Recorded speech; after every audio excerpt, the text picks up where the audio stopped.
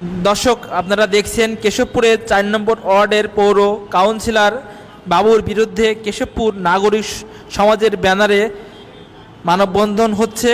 তার কাউন্সিলর পদ অপসারণের দাবিতে এই মানববন্ধন চলছে। কেশবপুর গাজীর মোড়ে এই মানববন্ধন অনুষ্ঠিত হচ্ছে।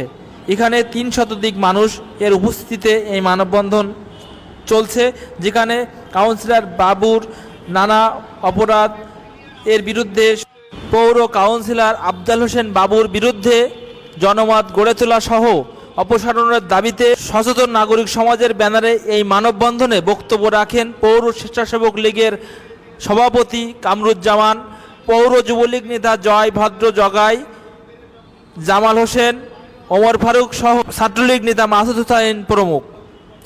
এ সময় বক্তারা পৌর কাউন্সিলর আফজাল হোসেন বাবুর বিরুদ্ধে নানা অনিয়ম অভিযোগ তুলে তার পদটি শূন্য ঘোষণা করে তাকে অপসারণের দাবি জানান।